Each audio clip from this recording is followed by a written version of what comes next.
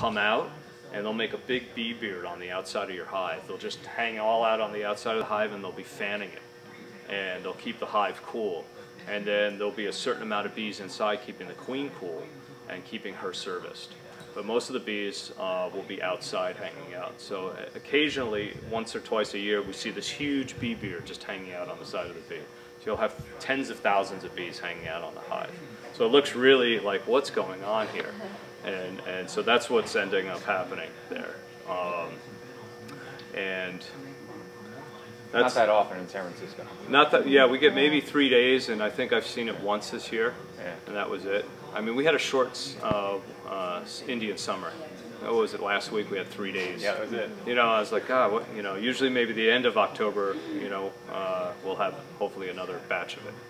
I'm curious about other predators. We have a number of raccoons come through our backyard. I was curious if they are... Raccoon, skunk, possum. So skunk and possum, they'll dig under your cinder block and they'll try to get up from underneath. The raccoons will come on the top. So I put a rock on top of my lid so they can't knock that off. Yeah, this whole thing could be kind of precarious. I was just wondering because I mean we've got... This whole thing will be maybe 200 to 300 pounds when it's full. So there's no way they're going to move it. And then the bees glue all these walls together. So let me show you.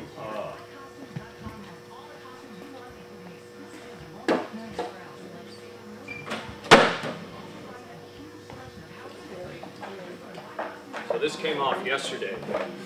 So see all this propolis right here? This is all this bee glue. And when it's warm, it gets really sticky and resonant. And the propolis is really good for cuts. See, it's really hard and crispy right now, and but when it's warm, it's very tacky. So they make it for the protection, so ants can't get through here and water can't get through here. So it's very uniform once this is all glued together. It's really an incredible product, and you can't lift this hive. You can't lift individual boxes off because it's all one.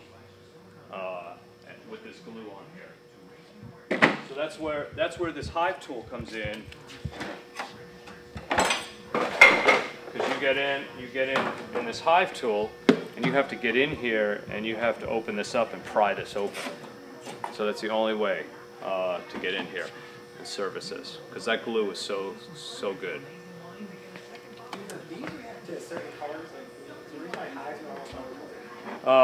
They're white because we get them industry standard. You can get them natural wood or you can get them primed. So a lot of the commercial bee growers aren't going to paint their boxes. They're going to just order them out of the factory and they're going to get them white. And so for me, I paint mine yellow and green. I think I've always heard like blue or red. You can do purple, blue, red, ultraviolet colors that they see. So, but white, you know, they see white. They don't like black and they don't like perfume. So if you guys want to go into your hive and you're all dolled up and you've got hairspray and perfume, you may get stung, more so. So if you can go in, we can go outside and we can look at our bees. So we always try to stay off the runway of our hives. When we're looking at our bees, we don't want to stand here and look at them. We want to just stay off on the side, and your hive will tell you the story. So if your bees are flying out and you're watching these big pollen packs come in, you know you've got larvae going on because the pollen is feeding the babies, right? So if you see a lot of bees with no pollen, you know, maybe you don't have a lot of babies. If you don't see much activity, then maybe you have another problem going on. Maybe you've lost your queen. So if you see a ton of boys around, you know, then maybe you've got too many boys. So you have to your hive will tell you a story. So just spending 2 to 3 minutes and watching what's going on, or even 5 minutes off to the side, you don't even need to suit up. You can stand right here and we can just go in and just watch what's happening. So a lot will tell you what's going on by just watching what's happening on the hive. Activity, pollen, and other stuff. And then a lot of times if I'm seeing a ton of pollen coming in here, sometimes maybe I won't even go into my brood box. Why disrupt that? Why disrupt the core? Maybe I'll just go in and check on my honey and see, you know, how full is this honey? Does it need to be serviced so they can make more honey? So it may not be necessary to go into this every time, maybe maybe once a month versus every 2 weeks. So you have to kind of go in. One thing you can do is you can look in from the top. So the beautiful thing with this is, if this is your hive, you can look at this. You can open the top up, and you don't need a suit, because this is all glued off now. They put the propolis around, and you can look inside. You can see how full your hive is, how empty it is, and everything else. So this is a great little tool. Whereas this one, you still can go into your hive and you can take your chances. So you can go in with a suit or without a suit. And I do it without a suit. They don't bother me. So I think the bees really sense your energy level. So we kind of service our bees. We try to work slowly and comfortably around them. If you're nervous, they'll sense that. We try to go in between like 11 and 2, 11 and 3 at most. If you go in early in the morning, it could be too cold. And if you go in at late at night, 7, 8 o'clock, which I've learned, the bees become really aggressive. They're out because it's getting cooler, it's getting darker, and you know, maybe they think you're a bear or a raccoon trying to go in, and they sting incredibly. They're stinging your suit, they try to go under your hands, they try to go up under your shoes. So that's why I wear boots, because the Velcro goes around here, and it goes around your hand. So they do like to go up under your feet and try to get your calves and ankles and stuff. So that's why it's important to wear boots. And so what I have here is we don't have any kids here today. I have small, medium, large, and extra large, and 4 extra large. So you guys feel free to, and we have gloves at the bottom, restrooms, and let's go in and play so you guys can see what's going on. I encourage cameras. I really encourage everybody taking pictures, and if you want me to take your guys' pictures, well, let's go for it. All right. So, any questions, anybody? Everything good? Good. If you look closely in here, so the honey is very full in here. See how full and bulbous it is? So this honey is ready to go.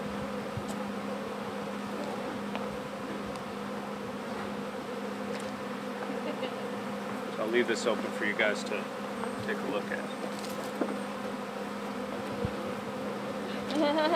So tell me how do you know it's ready to go? So remember I was telling you when honey is capped? Yeah. So see the cappings right here? See this little area right here? It's all white. That's the white cappings. Yes. And see this area? Each one of them, if you look down the line, is capped. It's capped, not completely. I mean, there's some. Yeah. So the 90% rule. So they're like 90% capped, and you know you have a really good run that the honey is ready for you.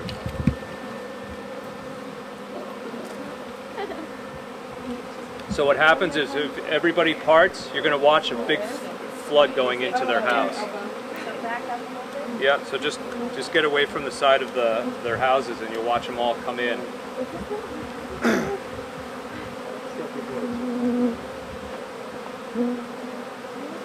So look where Conrad is. Look at them all going in.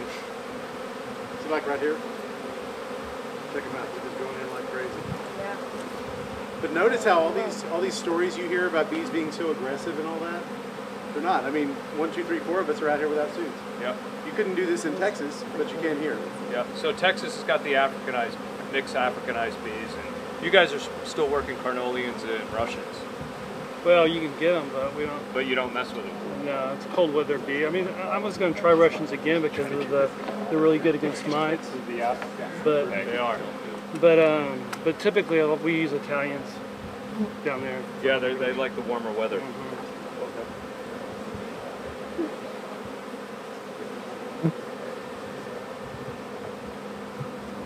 It's really close. So how much does a bee suit cost?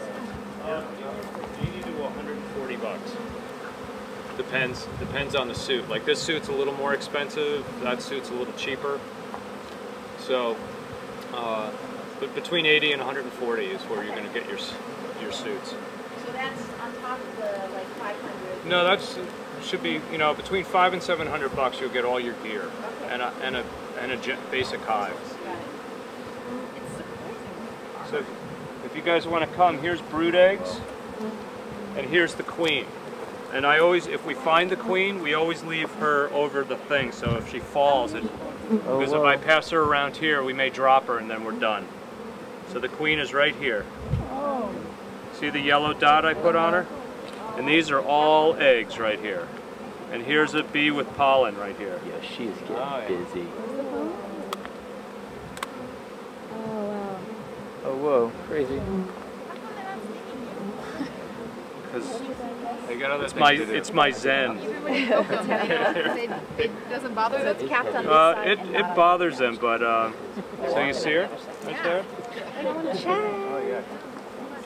So she'll lay about 2 million eggs in her lifetime, and she lives between 1 and 3 years. I've yet to get 3 years out of a queen. I've gotten a year and a half out, maybe 2. So say again what this is.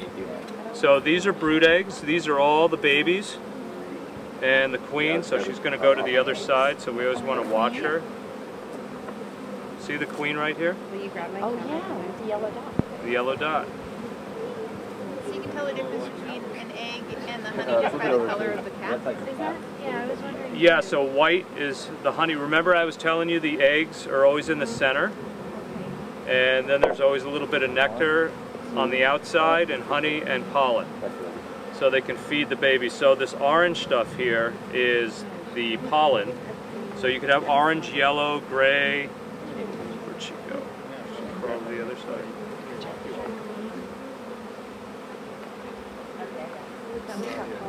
Yeah, she's there. Okay, so see how white it is? So that's our honey. So they're always eating this and refilling it so they can feed the babies.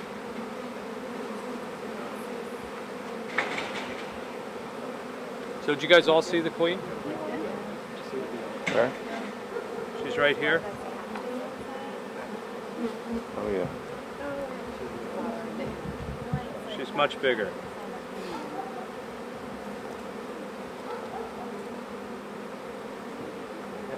And then here's So where do these go back? here's a bee with Do pollen they go back in on her. here? These guys? Those will hang here, and then the small one will go in there. That's not supposed to be.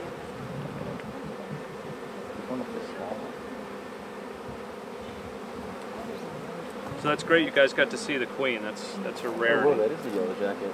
on the second one. So do you guys see a yellow jacket on top? Yes. Yep. So see, they're gonna try to steal honey, or they're gonna try to take a bee away and eat them. Honey robbers. Now, when the yellow jackets come, do they try to kill them? They do, well, they don't try to kill them, but they try to just shoo them off. Oh, Yeah, just in numbers.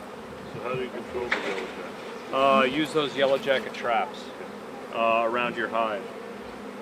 So this guy is should gotta go go in in there. there? Yeah, Alright. that's a space in that one. So let's see. So if you end up having problems with like mites or the Well, we're all blocking out. mites or the flies, are you still able to rescue and hold on to the frames, or do you have to then clean it out and use it completely now? No, you can if this hive was completely empty and it had a bunch of dead cappings and stuff, then we can kind of clean this section out, cut it out, and leave the honey, and they'll rebuild. Yeah, they'll rebuild it. That's one hive. I'm going to show you another frame. I'm going to put her back. That's the only queen for this whole hive.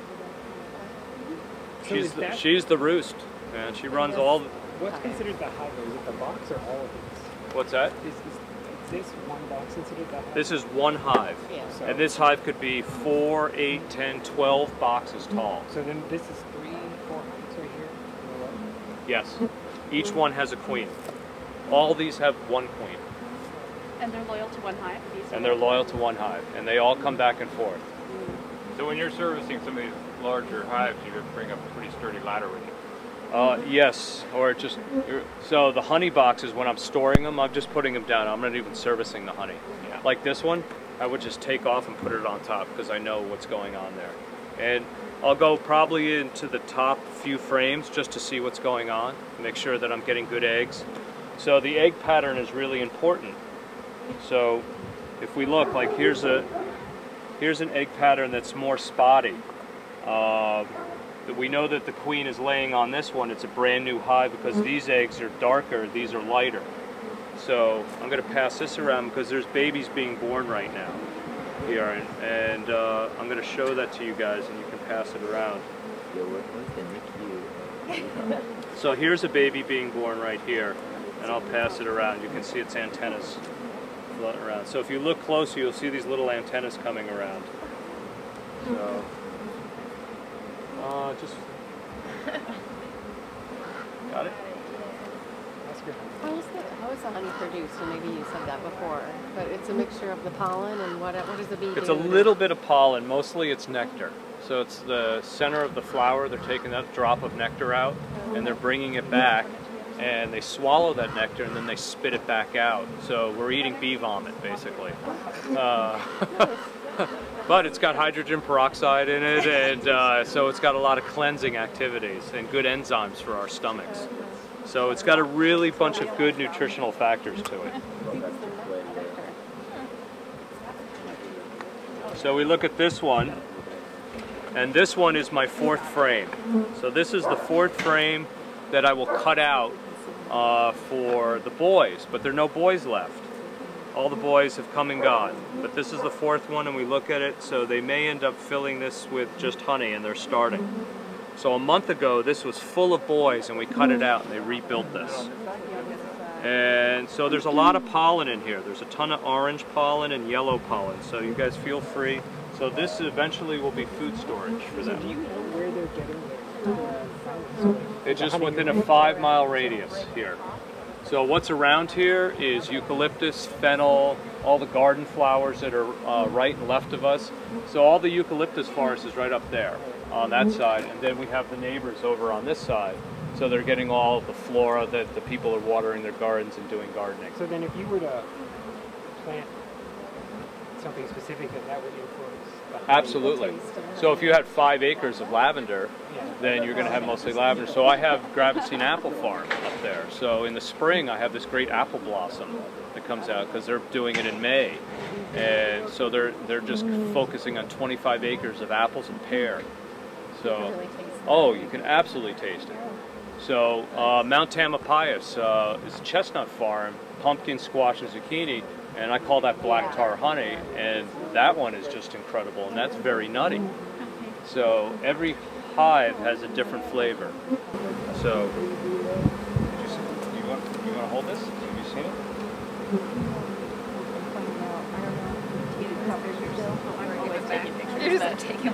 So it's really, you know, very docile creatures. So having one hive or 2 hives in your backyard is pretty inert for the whole. And you're promoting a lot of good growth for your neighbors' flowers and lemon and apple trees and whatever else they've got growing. At what point does the geographic area become oversaturated with bee population? When you put too many bees in the area, there's not enough flora to sustain the bees. And how would you be aware of that? You just look at your surroundings. Like, so I was just up in Winters, California, and it's desolate right now. It's very burnt up and dry. So at the top of every hive, there's a big gallon jug of sugar water. So they're feeding sugar water to all their hives. So there's about 100 hives up there, and they're feeding sugar water to them. And then they eat the sugar water, put it inside, condense it down, and call it honey. So it's not really honey from the area. They're getting sugar water and turning it into honey. And that's why honey it becomes very cheap at some points, because you're feeding them sugar water or corn syrup. They're turning it in condensed product, and then they're extracting it and calling that honey. You want to talk about honey coming from China? Yeah, 75 cents a gallon. Yeah. So, and we're getting and we're selling our honey without any sugar water for $200 a gallon, and you can see the difference. Yeah. You know, because they're feeding. So China gives us about 20 million gallons or 200 million gallons of honey that are coming through Brazil and Argentina and Canada, and the United States only makes about 20 million gallons. And I understand the problem we have is relying on the labeling, because Have they made steps towards making the labeling more believable? Yeah, but you know, they say honey from overseas. If you call it says local honey, Yeah. and then you say product of Brazil, Argentina, Canada, that's a blend of honey from probably China. Well, I know Costco had that. I mean, the people Right. came down on Costco because they were selling that honey that I think was from China. Now they have some honey that they're, you know, swear up and down on the labels that it's local, local, local, and I'm still curious because it's pretty cheap. I can put it in. I got. The brood eggs are the caps, the yellow. Yeah. See how we have a little dirt down here, so we can go in and we watching can one over there, kind of clean the bottom. and it almost looked like they were coming up and Yeah, a little bit of wax, and then these are a little bit of babies that never were born. We call them mummies. Yeah, these little guys. So we just, every once a month I go in and just kind of clean out a little bit. So that's the beauty of having the screen, a lot of it drops down to help for ventilation. And then sometimes they build up on the sidewalls here, so we just kind of clean this out. they're right on top of them now.